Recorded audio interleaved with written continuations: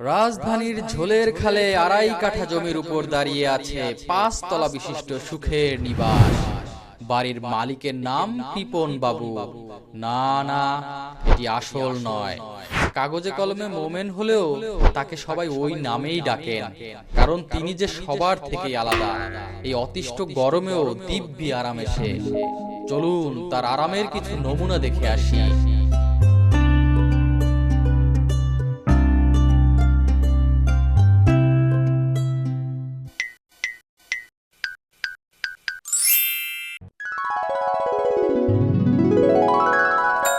যাক বাবা, এ কয়দিন অন্তত ঘর থেকে বের হতে হবে না। আর ঘরের বাইরে না গেলেই তো পকেটের টাকা পকেটেই।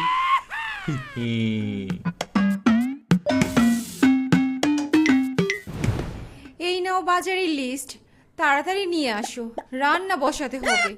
উফ বাবা, কি যে গরম পড়েছে। গিন্নির কাছে মনে হয় দুনিয়ার কোনো খবর নাই। আজকে তাপমাত্রা কত জানো? 40 ডিগ্রি ছাড়িয়েছে। হিট অ্যালার্ট জারি। বাইরে বের হওয়া একদমই বারণ। কৃপন বাবু, আমি আপনার চালাকি জানি, এই বলে আপনি বাজারের টাকাটাও বাঁচিয়ে দেবেন। এই দেখো, পত্রিকা দেখো, প্রথম পাতায় ছাপা। আর এখানে কি লেখা? হিট স্ট্রোকে বিভিন্ন জেলায় একাধিক মৃত্যু। তুমি কি আমাকে মৃত্যুর দিকে ঠেলে দেবে গিন্নি? অজুহাত অজুহাত, ও আমি ভালো করেই জানি। বেশ খাবে আলু ভর্তা আর ডিম, যে কয়দিন চলে।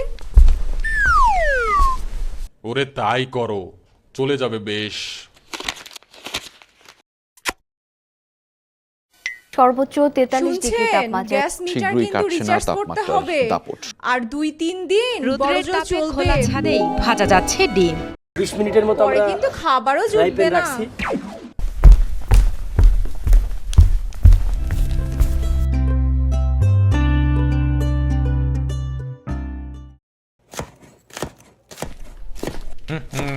সে বুদ্ধিও আছে।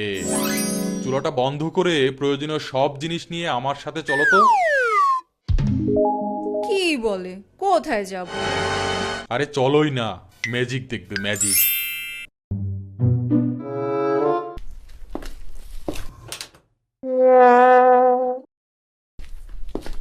কে জানে, আজ ম্যাজিক দেখে হয়তো পেট ভরাতে হবে।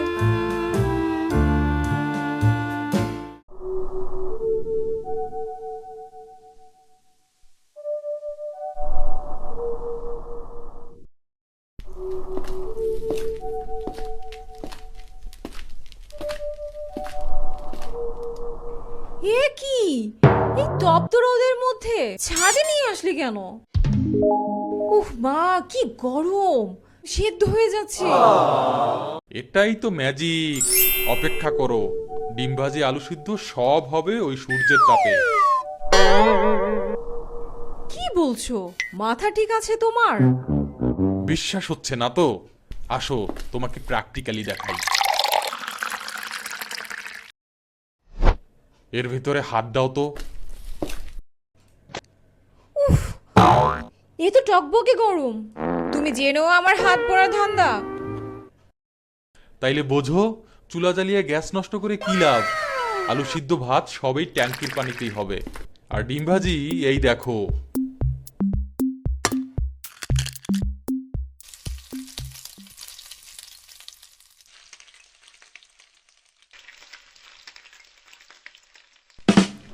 কিন্তু মশাই, এই রোদে এভাবে থাকলে তো আমরাও সেদ্ধ হয়ে যাব।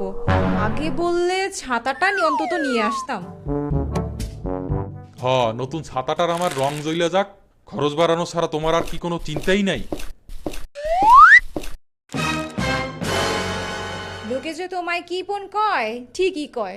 এই কারণেই নিজের নামটাও আজ ভুলতে বসেছো। তুমি করো রান্না, আমি ছায়ায় গেলাম, গরমে টিকতে পারছি না।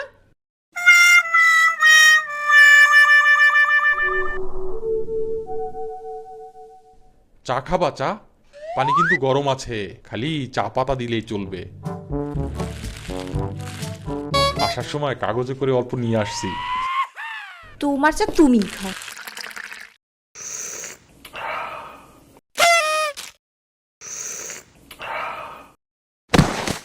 এ কি হলো, বেহুশ হয়ে গেলে নাকি?